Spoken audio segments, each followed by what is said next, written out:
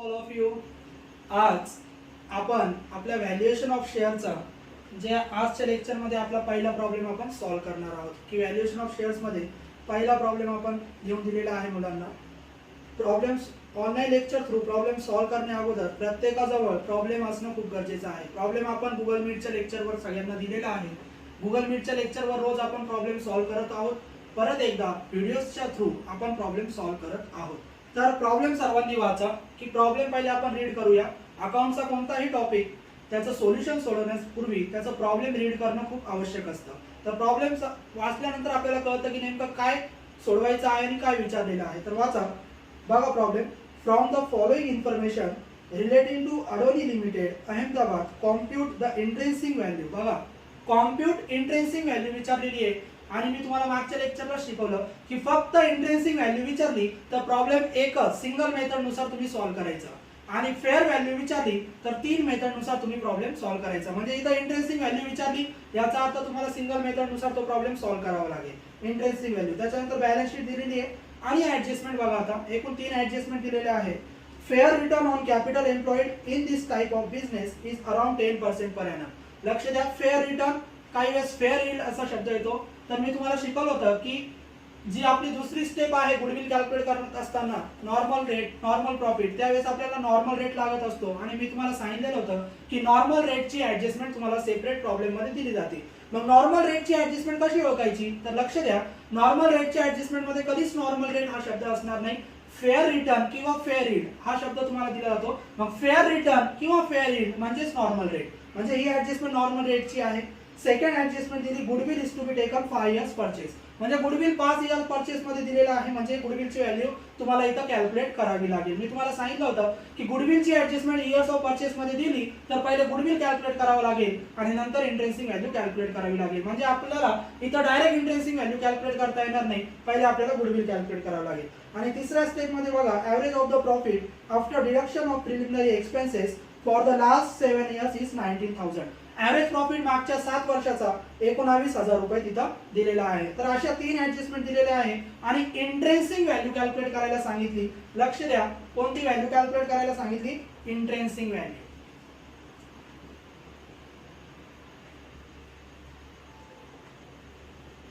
Intrinsic value आपल्याला calculate करायची आहे. परंतु इंट्रेन्सिक व्हॅल्यू तुम्ही डायरेक्ट कॅल्क्युलेट करू शकत नाही कारण इथं गुडविल इयर्स ऑफ परचेस मध्ये दिलेला आहे. म्हणजे तुम्हाला पहिले गुडविल कॅल्क्युलेट करावं लागेल आणि नंतरच तुम्ही फाइंड आउट करू शकता कॅल्क्युलेट करू शकता इंट्रेन्सिक व्हॅल्यू. मग आपण पहिले गुडविल कॅल्क्युलेट करूया. मागच्या लेक्चर मध्येच मी तुम्हाला सांगितलं होतं की गुडविल कॅल्क्युलेट कसं करतात. मागच्या व्हिडिओमध्ये मी तुम्हाला शिकवलेलं होतं की गुडविल एकूण 5 स्टेप मध्ये कॅल्क्युलेट करतात. पहिली स्टेप कॅपिटल एम्प्लॉयड, दुसरी step normal rate of return जे घेऊन तुम्ही नॉर्मल प्रॉफिट कॅल्क्युलेट करतात, तिसरी स्टेप ऍव्हरेज प्रॉफिट, चौथी सुपर प्रॉफिट आणि 5व्या स्टेपला गुडविल कॅल्क्युलेट होतो. अशा 5 स्टेप वापरून तुम्ही गुडविल कॅल्क्युलेट करू शकता. मग त्या 5 स्टेप आपण पहिले 1 बाय 1 सोडवणार आहोत. म्हणजे आपल्याला पहिले गुडविल कॅल्क्युलेट करावं लागेल आणि नंतर इंट्रेन्सिक व्हॅल्यू. मग आता गुडविल कसं कॅल्क्युलेट करायचं तर लक्ष द्या. आता गुडविल कॅल्क्युलेट करूया आपण. Calculation of goodwill. गुडविल आपल्याला पहिले कॅल्क्युलेट करावं लागेल. गुडविल कोणत्या मेथडने कॅल्क्युलेट करणार तर लक्ष द्या. त्या मेथडचं नाव आहे super profit method. Super profit method. Super profit method नुसार तुम्हाला गुडविल कॅल्क्युलेट करावा लागतो आणि मी तुम्हाला शिकवलं होतं की गुडविल एकूण 5 स्टेप मध्ये सॉल्व्ह करतात. मग आपण 1 बाय 1 स्टेप सोडूया. पहिली step capital employed. Capital employed ही आपली पहिली स्टेप. मग कॅपिटल एम्प्लॉयड जर सॉल्व्ह करायचा असेल तर आपण शिकलेलो आहोत की कॅपिटल एम्प्लॉयडचा फॉर्म्युला आहे की पहिले टोटल असेट घ्या आणि टोटल असेट मधून टोटल लायबिलिटी लेस करा. म्हणजे कॅपिटल एम्प्लॉयड सॉल्व्ह करायचा असेल तर पहिले असेट घ्यायच्या आणि असेट घेतल्यानंतर त्याच्यातून लायबिलिटी लेस करायच्या. मग इथं आपण 1 बाय 1 इथं पहिले असेट घेऊया. मग इथं आपण नाव देऊ टोटल असेट. Total asset. पहिले तुम्ही असेट्स घेणार आणि त्याच्यातून लायबिलिटी लेस करणार. असेट साठी प्रॉब्लेम बघा. बॅलन्स शीटच्या असेट साइडला मी तुम्हाला शिकवलं होतं की बॅलन्स शीटच्या असेट साइडला काही वेगवेगळे असेट दिले जातात. सगळे असेट तुम्ही इथं रेकॉर्ड करायचे नाही. कॅपिटल एम्प्लॉयड मध्ये टोटल असेट मध्ये कोणते असेट रेकॉर्ड केले जात नाही तर लक्ष द्या. तिथं इन्व्हेस्टमेंट रेकॉर्ड केली जात नाही. त्याच्यानंतर गुडविल जर असेल तर गुडविल सुद्धा रेकॉर्ड केली जात नाही.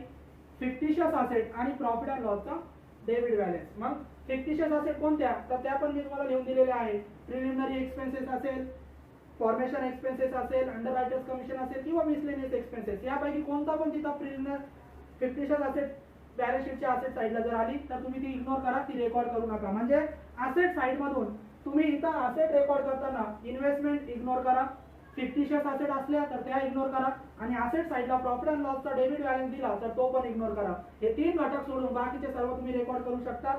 आता इथं जे असेट रेकॉर्ड करणार त्या कशा, तर बघा आता असेट साईडला 1 बाय 1 असेट आपण रेकॉर्ड करणार. पहिली दिली लँड अँड बिल्डिंग, मग आपण इथं लिहिणार land and building. Land and building. आता असेटच्या कोणत्या व्हॅल्यू लिहायच्या, नेहमी असेटच्या मार्केट व्हॅल्यू रेकॉर्ड केल्या जातात. मार्केट व्हॅल्यू आणि बुक व्हॅल्यू अशा 2 व्हॅल्यू असतात. लक्ष द्या, ज्या बॅलन्स शीट मध्ये व्हॅल्यू दिल्या जातात त्यांना म्हणतात बुक व्हॅल्यू, आणि तुम्हाला जेव्हा ऍडजस्टमेंट मध्ये असेटच्या व्हॅल्यू देतात तेव्हा त्याला म्हणायचं मार्केट व्हॅल्यू. इथं जे असेट तुम्ही रेकॉर्ड करणार त्या मार्केट व्हॅल्यू ने, म्हणजे ऍडजस्टमेंट मध्ये दिलेल्या व्हॅल्यू नुसार तुम्ही इथं असेट रेकॉर्ड करू शकता.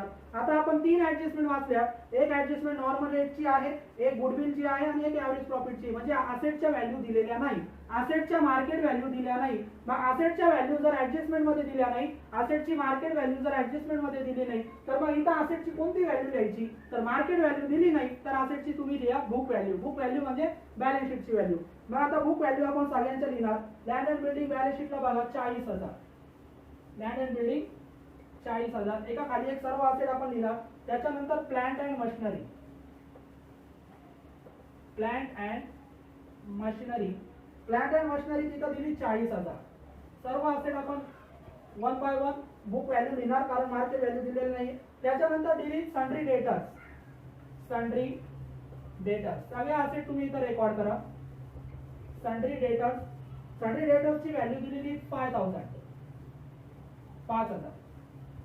त्याच्यानंतर पुढची असेट दिलेली आहे स्टॉक. पुढचे असेट तुम्ही रेकॉर्ड करा. स्टॉक.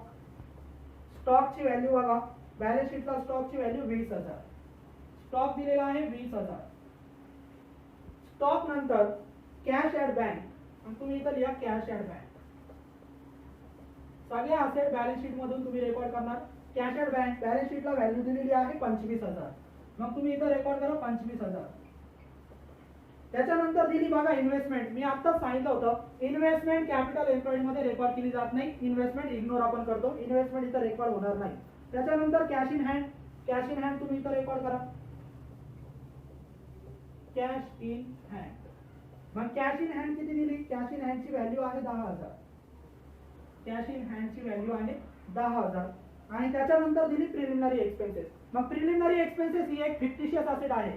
प्रिलिमिनरी एक्सपेन्सेस ही एक फिक्टिशियस असेट आहे आणि फिक्टिशियस असेट सुद्धा इथं रेकॉर्ड होत नाही, म्हणजे ती पण तुम्ही इग्नोर करणार. म्हणजे असेट इथं आपल्या संपल्या. मग या असेटची तुम्ही करा टोटल. या ज्या असेट तुम्ही लिहिल्या यांची करायची टोटल. मग यांची टोटल आलेली आहे 1,40,000. यांची टोटल मी इथं लिहितो 1,40,000. ही झाले आपले टोटल असेट 1,40,000. आता टोटल असेट आपलं झालं. कॅपिटल एम्प्लॉईडचं फॉर्म्युला काय, टोटल असेट रेकॉर्ड करा, त्याच्यातून टोटल लायबिलिटी लेस करा. मग आता इथं असेट झाल्या. आता पुढच्या ओळीवर लेस लायबिलिटी. लेस लायबिलिटी.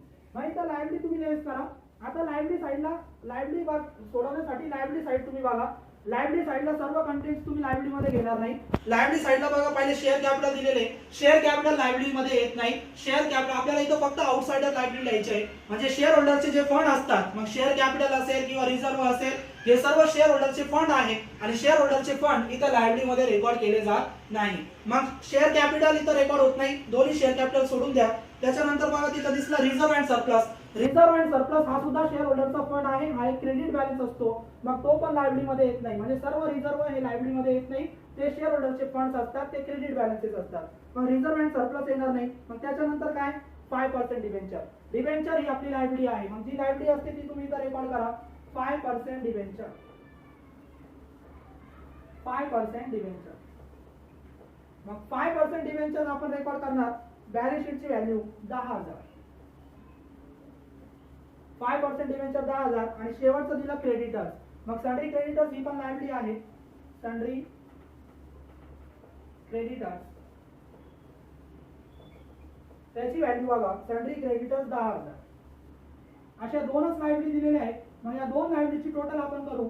हे 10,000 आणि 10,000 म्हणजे टोटल लायबिलिटी झाल्या तुमच्या 20,000.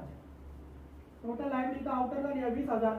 लायबिलिटी आहे 20,000च्या, असेट आहे 1,40,000, यांची वजाबाकी करायची. म्हणजे 1,40,000 मधून 20,000 तुम्ही मायनस करा. शिल्लक जे राहणार 1,20,000.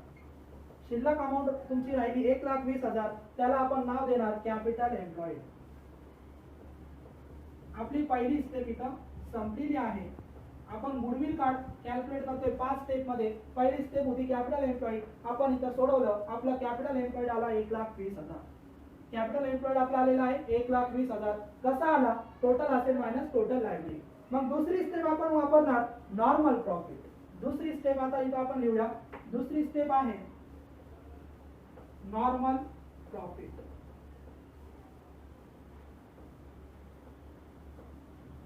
नॉर्मल प्रॉफिट अतिशय सोपं आहे. नॉर्मल प्रॉफिट सोडवण्यासाठी नॉर्मल प्रॉफिटचा फॉर्म्युला लक्षात ठेवा. नॉर्मल प्रॉफिटचा फॉर्म्युला मी तुम्हाला लिहून दिलेला आहे. त्याचा फॉर्म्युला आहे नॉर्मल रेट ऑफ रिटर्न आणि त्याला मल्टिप्लाय करायचं कॅपिटल एम्प्लॉईड. कॅपिटल एम्प्लॉईड हा त्याचा फॉर्म्युला. आणि फॉर्म्युल्यानुसार मग अमाऊंट लिहा. नॉर्मल रेट ऑफ रिटर्न मी तुम्हाला सांगितलेलं आहे. Normal rate of return adjustment मध्ये दिला जातो. मग ऍडजस्टमेंट वाचा. ऍडजस्टमेंट बघा तिथं फेअर रिटर्न आपल्याला दिला होता. ऍडजस्टमेंट मध्ये फेअर रिटर्न बघा तिथे adjustment. Fair return on capital employed in this type of business around 10%. Fair return 10% दिला. याचा अर्थ नॉर्मल रेट आपल्याला दिलेला आहे 10%. मग इथं तुम्ही लिहा 10% आणि तो चार्ज करायचा कशावर? Capital employed. कॅपिटल एम्प्लॉईड तुम्ही इथं सोडवलेला आहे. कॅपिटल एम्प्लॉईडची अमाऊंट आहे 1,20,000. 1,20,000. मग फक्त एवढंच करायचं 10% चार्ज करायचे 1,20,000 वर. आता तुम्ही 1,20,000 वर 10% जर कॅल्क्युलेट केले तर त्याचं उत्तर येतं आपल्याला 12,000. किती उत्तर येतं? 12,000. याला नाव द्यायचं नॉर्मल प्रॉफिट. नॉर्मल प्रॉफिट आपला आलेला आहे. नॉर्मल प्रॉफिट आपल्याला मिळालेला आहे 12,000. नॉर्मल प्रॉफिट किती मिळाला? 12,000. ही झाली आपली सेकंड स्टेप. गुडविल कॅल्क्युलेट करतोय आपण 5 स्टेप मध्ये. मग तिसरी स्टेप आहे ऍव्हरेज प्रॉफिट. तिसरी स्टेप ऍव्हरेज प्रॉफिट. ऍव्हरेज प्रॉफिटची सुद्धा ऍडजस्टमेंट दिली जाते. लक्ष द्या. ऍव्हरेज प्रॉफिट हा तुम्हाला ऍडजस्टमेंट मध्ये दिला जातो. मग तिथं बघा 3 नंबरची ऍडजस्टमेंट. ऍव्हरेज प्रॉफिट आपल्याला मागच्या 7 वर्षाचा दिलेला आहे 19,000 रुपये. मग इथं आपण पुढच्या वेळेवर लिहिणार ऍव्हरेज प्रॉफिट 19,000. जो दिला तो आपण लिहिला. आणि मी तुम्हाला शिकवलं होतं की ऍव्हरेज प्रॉफिट मधून 3 कंटेंट्स लेस केले जातात. ते 3 कंटेंट्स लक्षात द्या. Transfer to reserve. Transfer to reserve हा ऍव्हरेज प्रॉफिट मधून लेस होतात. तो ऍडजस्टमेंट मध्ये दिला तर लेस करा, नाही दिला तर सोडून द्या. ट्रान्सफर टू रिझर्व, टॅक्स आणि इंटरेस्ट ऑन इन्व्हेस्टमेंट असे 3 कंटेंट्स तुम्हाला इथून लेस करावे लागतात. आणि या 3 पैकी प्रॉब्लेम मध्ये जे दिले ते तुम्ही लेस करा, जे नाही दिले ते सोडून द्या. आता पहिला ट्रान्सफर टू रिझर्व लेस होतो. ऍडजस्टमेंट आपण वाचल्या. पुढे ट्रान्सफर टू रिझर्वची ऍडजस्टमेंट आहे का? नाही. याचा अर्थ ट्रान्सफर टू रिझर्व इथं लेस होणार नाही. दुसरा कंटेंट इथं लेस होतो टॅक्स. टॅक्सची ऍडजस्टमेंट आहे का? नाही. याचा अर्थ टॅक्स पण इथं लेस होणार नाही. तिसरा कंटेंट इथं लेस होतो interest on investment. Interest on investment adjustment मध्ये दिला जात नाही. लक्ष द्या. इंटरेस्ट तुमचा असतो इन्व्हेस्टमेंट वर. म्हणजे बॅलन्स शीटला जर तुम्हाला इन्व्हेस्टमेंट पर्सेंटेज मध्ये दिलेली असेल तर ते पर्सेंटेज म्हणजे त्या इन्व्हेस्टमेंट वरचा इंटरेस्ट. आणि ते इंटरेस्ट जर इन्व्हेस्टमेंट पर्सेंटेज मध्ये दिली तर इथं तुम्हाला इंटरेस्ट इन्व्हेस्टमेंटचं लेस करावं लागेल. मग बघा तिथं इन्व्हेस्टमेंट 5% मध्ये दिलेली 5% गव्हर्नमेंट सिक्युरिटी. याचा अर्थ 5% हे इंटरेस्ट आहे. मग ते तुम्ही इथं लेस करा. मग इथं आपण लिहिणार लेस. जो रेट दिला तोच रेट घ्यायचा. किती रेट दिला? 5% इंटरेस्ट ऑन. तो कशावर आहे? इन्व्हेस्टमेंटवर. इन्व्हेस्टमेंटवर. मग 5% तुम्ही कशावर घेणार? तर इथं कंसात लिहू आपण 5% ऑन. इंटरेस्ट कशावर घेताय तुम्ही? इंटरेस्ट इन्व्हेस्टमेंटवर घेताय. मग इन्व्हेस्टमेंटची अमाऊंट बॅलन्स शीटला बघा. इन्व्हेस्टमेंटची अमाऊंट आहे 10,000. मग तुम्ही 10,000 वर 5% चार्ज करा. मग 5% ऑन 10,000.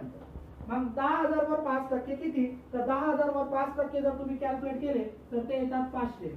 म्हणजे 500 रुपये इथं लेस करा. 19,000 मधून हे 500 रुपये जेव्हा तुम्ही लेस करतात, मायनस करतात, तेव्हा शिल्लक राहतात 18,500. आणि हे जे शिल्लक राहिलं त्याला म्हणतो आपण ऍव्हरेज प्रॉफिट. ऍव्हरेज प्रॉफिट म्हणजे लक्ष द्या, ऍव्हरेज प्रॉफिट तिसरी स्टेप आपली झाली. ऍव्हरेज प्रॉफिट मधून 3 कंटेंट लेस होतात, परंतु इथं फक्त एकच लेस झाला, इंटरेस्ट ऑन इन्व्हेस्टमेंट, कारण बाकीचे 2 प्रॉब्लेम मध्ये दिलेले नव्हते म्हणून ते लेस झालेले नाही. तिसरी स्टेप आपली इथं झाली ऍव्हरेज प्रॉफिट. आता चौथी स्टेप, लक्ष द्या, चौथी स्टेप आपण सोडूया.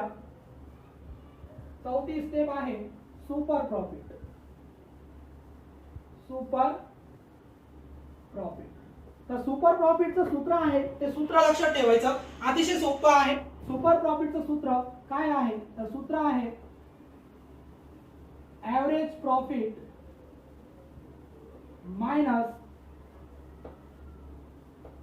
Normal profit.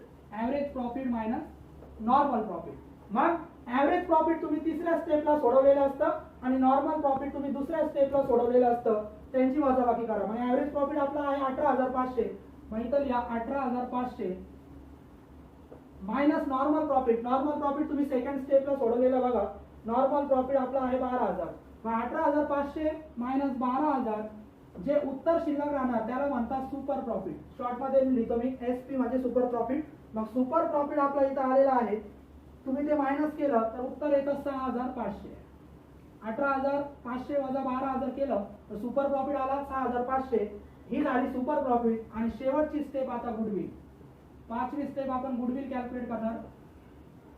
तर गुडविल पण अतिशय सोपं आहे.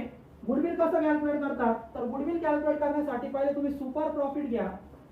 सुपर प्रॉफिट आणि त्याला गुणा, त्याला मल्टिप्लाय करा इयर्स ऑफ परचेस ने. Years of purchase.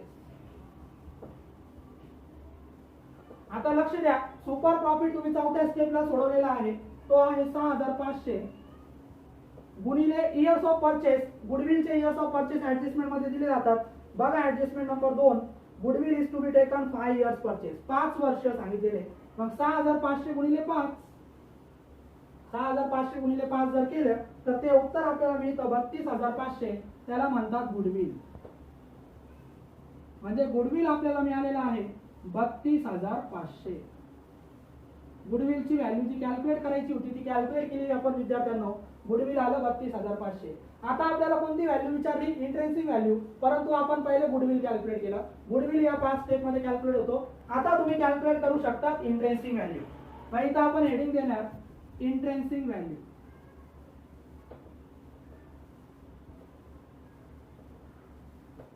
Intrinsic value. Intrinsic value अतिशय सोपी आहे. इंट्रेन्सिक व्हॅल्यू कॅल्क्युलेट करायची असेल तर पहिले आहे टोटल असेट घ्या. टोटल असेट मधून टोटल लायबिलिटी लेस करा. मग इथं आपण लिहितो टोटल असेट. Total asset. आता टोटल असेट परत एका खाली एक लिहिण्याची गरज नाही, टोटल असेट इथं लिहिलेले आहे. मग डायरेक्ट टोटल असेटची अमाऊंट लिहा. टोटल असेट कितीच्या होत्या, 1,40,000. मग टोटल असेट आहे 1,40,000. फक्त आता लक्ष द्या, इथं आपण इन्व्हेस्टमेंट इग्नोर केली होती. इन्व्हेस्टमेंट इथं रेकॉर्ड केली नव्हती. इथं तुम्ही इन्व्हेस्टमेंट रेकॉर्ड करा. इथं आपल्याला गुडविल दिसत नाहीये, ते गुडविल तुम्ही इथं रेकॉर्ड करा. म्हणजे टोटल असेट इथं घेतल्यानंतर इथं 2 असेट ऍड करायचे आहे, एक इन्व्हेस्टमेंट आणि एक गुडविल. मग 2 असेट तुम्ही इथं ऍड करा. पहिली इन्व्हेस्टमेंट, ती बॅलन्स शीटला दिलेली बघा. इन्व्हेस्टमेंट 10,000 बॅलन्स शीटला. आणि दुसरी असेट तुम्ही इथं ऍड करा गुडविल, जी तुम्ही आता सोडवली ती आहे 32,500. अशा टोटल असेट तुमच्या झाल्या 1,82,500. या झाल्या टोटल असेट. इंट्रेन्सिक व्हॅल्यूचं सूत्र अतिशय सोपं आहे. टोटल असेट घ्या आणि टोटल असेट मधून टोटल लायबिलिटी लेस करा. मग इथं पुढच्या ओळीवर मी लिहितो लेस टोटल लायबिलिटी. आता लायबिलिटी तुम्ही इथं सोडवलेल्या असतात कॅपिटल एम्प्लॉईड मध्ये, त्याच लायबिलिटी घ्यायच्या. मग लायबिलिटी इथं एकूण बघा किती होत्या, 20,000. मग टोटल लायबिलिटी तुम्ही 20,000 इथं लेस करा. 1,82,000 मधून 20,000 तुम्ही जेव्हा लेस करतात तेव्हा उत्तर शिल्लक राहतं 1,62,500. 1,62,500 हे जे उत्तर तुमचं asset total asset minus total liability केलं तर जे उत्तर शिल्लक राहिलं त्याला नाव द्या total net asset. Total net asset तुम्हाला मिळाल्या. टोटल नेट असेट मिळाल्या की पुढची स्टेप इथं कॅपिटल लेस करतात. दोन प्रकारचे कॅपिटल असतात, इक्विटी शेअर आणि प्रेफरन्स शेअर. लक्षात ठेवा टोटल नेट असेट मधून प्रेफरन्स शेअर कॅपिटल लेस करायचं. कोणतं capital? Preference share capital.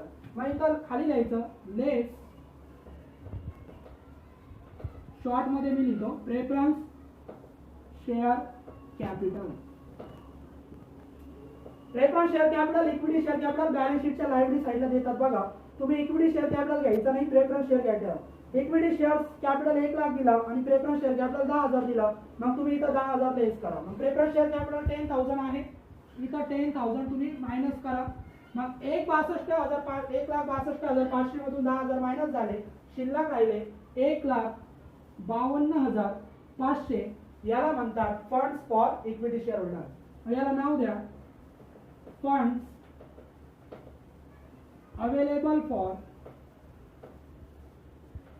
Equity share holder.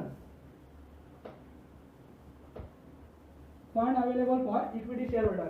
इथपर्यंत तुम्ही आला की तुमचा प्रॉब्लेम जवळपास संपलेला असतो. म्हणजे इंटरेस्टिंग व्हॅल्यू कशी कॅल्क्युलेट करतात? पहिले टोटल असेट घ्या, त्याच्यातून टोटल लायबिलिटी लेस करा, त्याच्यातून टोटल नेट असेट मिळाल्या की त्याच्यातून प्रेफरन्स शेअर कॅपिटल लेस करा.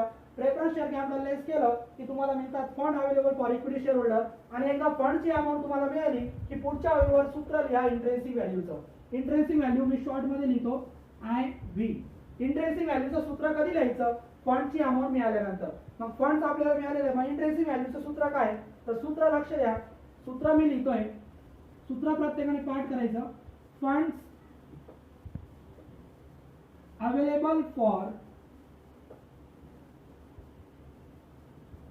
Equity share holders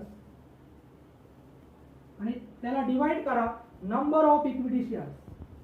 number of equity shares. मग आता लक्ष द्या, funds available for equity share इथं तुम्हाला मिळालेले आहे ते आहे 1,52,500. मग सूत्राप्रमाणे अमाऊंट लिहा 1,52,500. त्याला फक्त भागायचे नंबर ऑफ इक्विटी शेअर. मुलं इथं कन्फ्युजन करतात. इक्विटी शेअरच्या नंबर ऑफ ने भागायचं म्हणजे इक्विटी शेअर्सची अमाऊंट ने नाही, तर इक्विटी शेअरच्या नंबर ऑफ इक्विटी शेअर म्हणजे इक्विटी शेअरची संख्या. मग लायबिलिटी साइडला इक्विटी शेअरची अमाऊंट 1,00,000 दिली आणि शेअर्स दिलेले 1,000. शेअरची संख्याने आपल्याला भागायचे. मग शेअरची संख्या किती आहे? 1,000. शेअरची संख्या तिथं आपल्याला दिसते बघा, तिथं 1,000. मग आपण इथं भागिले 1,000 असं करणार. आता 1,52,500 ला तुम्ही 1,000 ने भाग दिलं तर उत्तर येतं 152.5. त्याला म्हणतात इंटरेस्टिंग व्हॅल्यू 152.5. ही झाली तुमची इंटरेस्टिंग व्हॅल्यू आपल्याला जी विचारली होती. तर या पद्धतीने आज आपण इंटरेस्टिंग व्हॅल्यूचा प्रॉब्लेम सॉल्व्ह केलेला आहे. हा झाला तुमचा सेपरेट इंटरेस्टिंग व्हॅल्यूचा प्रॉब्लेम. जेव्हा विचारला तेव्हा तुम्ही पहिले गुडविलची ऍडजस्टमेंट इयर्स ऑफ परचेस मध्ये दिली तर गुडविल कॅल्क्युलेट करा आणि त्याच्यानंतर इंटरेस्टिंग व्हॅल्यू कॅल्क्युलेट करा. ठीक आहे. पुढच्या लेक्चरला आपण पुढचा प्रॉब्लेम सॉल्व्ह करूया. ठीक आहे. थँक्यू.